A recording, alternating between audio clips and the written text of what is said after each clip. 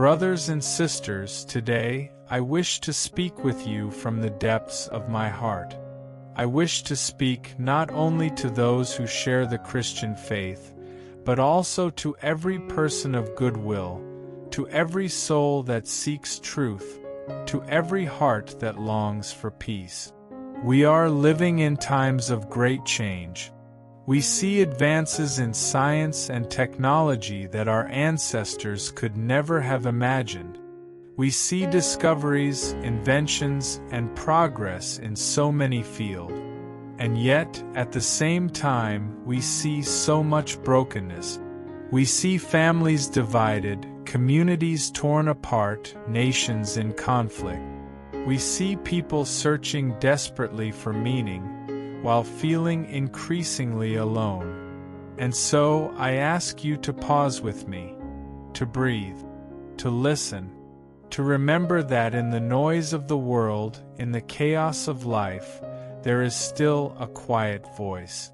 A voice that whispers to us, "You are loved. You are not forgotten. You are precious." The dignity of every human person. Every single human being, no matter where they were born, no matter the color of their skin, no matter their language, no matter their faith or lack of faith, every single human being carries a dignity that comes from God. This dignity cannot be bought or sold. It cannot be taken away by poverty. It cannot be destroyed by illness. It cannot be diminished by failure. It is eternal because it is given by the one who is eternal. But how often do we forget this? How often do we look at others and see only labels, categories, differences? How often do we allow prejudice or pride to blind us from recognizing a brother or a sister standing right before our eyes? If we could only learn to see each other with the eyes of God, then the walls we build would crumble. Then the fears that divide us would fade. Then the hatreds that poison our hearts would lose their power. The power of love and forgiveness. Love, my friends, is not a feeling. Love is a choice. Love is an action. Love is a decision to will the good of another person, even when it costs us something. Forgiveness, too, is not easy. The world tells us, get revenge, protect yourself, never forget the wrong done to you. But Christ tells us another way, forgive, heal, love even your enemies. This is not weakness. This is strength. The strongest person is not the one who conquers others, but the one who conquers hatred within themselves. The greatest victory is not over an enemy, but over our own pride, our own anger, our own selfishness. I have seen families healed because someone dared to forgive. I have seen nations reconciled because someone dared to choose peace instead of war. And I have seen lives transformed because someone dared to believe that love is stronger than hate. Message to the youth. To the young people listening to me today, I want to speak especially to you. You are the builders of tomorrow. You are the dreamers, the creators, the innovators, the peacemakers of the future. Do not allow cynicism to steal your joy. Do not let the world convince you that nothing can change, that hope is foolish, that dreams are meaningless. Lift your eyes higher than the screens that surround you. Look beyond the distractions that consume your attention. Look into the face of your neighbor, your friend, your family, and discover the miracle of love that is waiting to be lived. You were not born by accident. Your life has meaning. You were created with a purpose, and the world needs your courage, your honesty, your compassion, your energy. Dream big. Do not settle for mediocrity. Do not live only for pleasure or comfort. Live for truth. Live for justice. Live for love.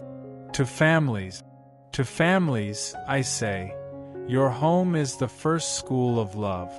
The lessons you teach your children by your example are more powerful than any words you speak. Show tenderness. Show patience. Show kindness. Let your children see you forgive one another. Let them hear you pray together. Let them witness laughter, generosity, and joy within your walls. The family is the heart of society. When families are strong, communities are strong. When families are weak, the whole society suffers. And to those families that are broken, struggling, or wounded, know that you are not alone. God is close to you. The church is close to you. Healing is possible. New beginnings are possible. Never lose hope. To the poor and the suffering, to those who suffer poverty, illness, loneliness, or rejection, I want you to hear me clearly. You are not forgotten. Christ Himself is with you. He knows your pain. He carries your cross with you.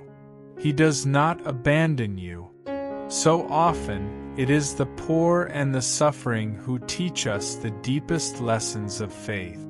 Because in your perseverance, in your hope, in your trust in God, even when life is hard, you reveal to us what true greatness looks like.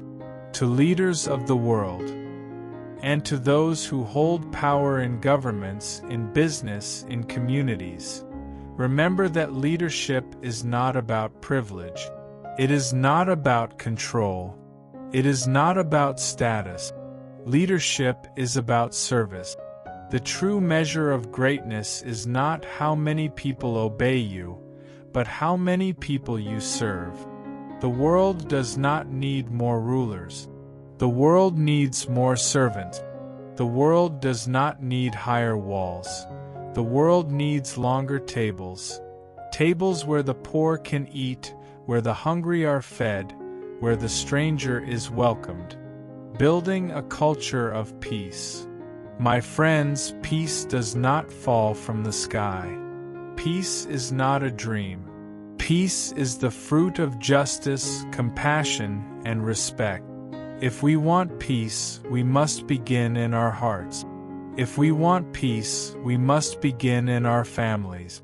If we want peace, we must begin in our neighborhoods, in our workplaces, in our schools. Let us not grow tired of doing good. Even the smallest act of kindness can change a life. Even the smallest gesture of love can ignite hope. And when millions of such acts are joined together, they can change the course of history. The ocean of God's mercy. Finally, I remind you of this truth. The love of God is like an ocean, endless, deep, infinite. No matter how many mistakes you have made, God's mercy is greater still. No matter how far you have wandered, His arms remain open. No matter how broken you feel, His healing is possible. This is our hope. This is our joy. This is the message I wish to leave with you. You are loved beyond measure. You are not alone. You are not forgotten. Conclusion blessing. And so, let us go forward together. Let us walk the path of faith, the path of hope, the path of love. May your families be blessed. May your nations be at peace. May your hearts be filled with the joy that comes from God alone. And may the Lord bless you and keep you now and forever. Amen.